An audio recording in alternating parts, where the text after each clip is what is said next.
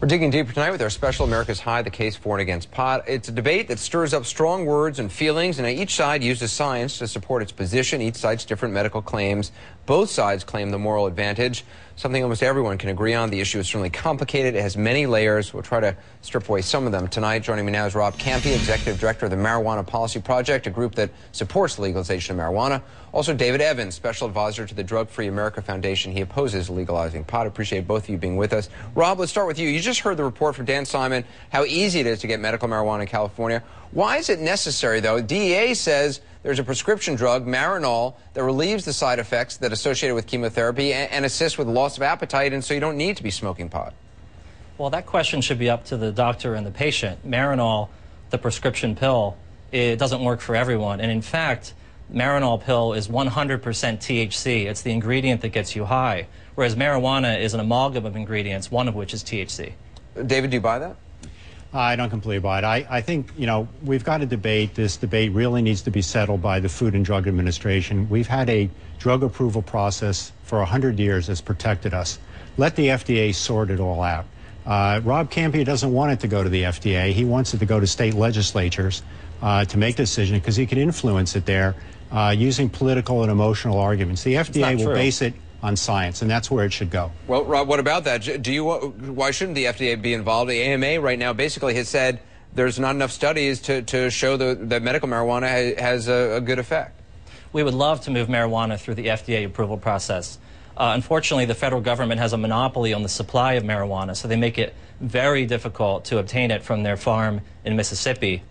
Furthermore, advocates on our side have actually tried to produce their own DEA-approved private supply of marijuana for FDA-approved research, and the DEA keeps blocking that private production facility. So as a result, we've been able to do some research to show that marijuana has medical value for AIDS, cancer, MS, pain, but not enough studies to move it all the way through the FDA approval process. David, there's a lot of people, I talk to people at this dispensary who say, look, institutional medicine doesn't want research in this because they're not going to be able to make money off of cannabis if it's sold in smoking form. Well, that's a completely false argument.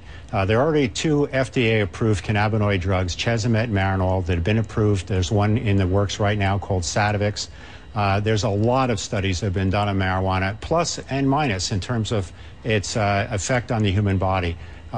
There's a lot of them. I mean, I can show anybody who wants some hundreds of studies that have been done on it. Rob, I know you also say that there are studies that support your position. In terms of legalization of marijuana, a lot of people who are against medical marijuana say that basically what you really want is legalization, and this is just the first step in that. Well, it is true that what we really want is to end marijuana prohibition. There's 3 really good reasons for that. One is that prohibition hasn't prevented people from using marijuana since it was first enacted 72 years ago, so it's time for a new approach. 2, it's better to have regulated establishments growing and selling marijuana and paying taxes rather than drug dealers and cartels doing it and not paying taxes. And 3rd, the police have better things to spend their time on than to be sniffing under people's doors and arresting 872,000 marijuana users and growers a year. Dave, what about that? Something like more than 40% of a lot of police arrests are for marijuana. Is that really the best use? I've been a criminal defense attorney for 34 years. Usually when somebody gets busted for pot, they're busted for some other offense, and when they search them, they find pot on them.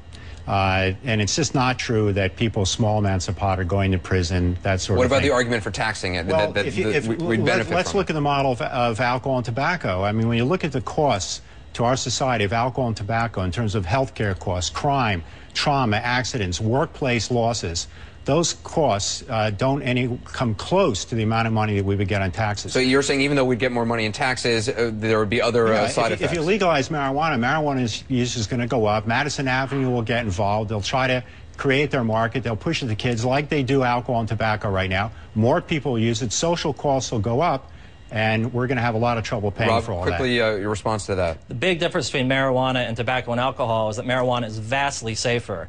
Marijuana, it's impossible to overdose on it, and it's not physically addictive. So when we're actually talking about taxing and regulating a product, marijuana should be first in line. We've got to leave it there. It's obviously a debate. We could do this for hours. Rob Campy, we appreciate your perspective. David Evans as well. A lot of people weighing in on the blog. Let us know what you think at ac360.com. We'll talk about this all week. Coming up next, apology accepted. Sarah Palin reacted.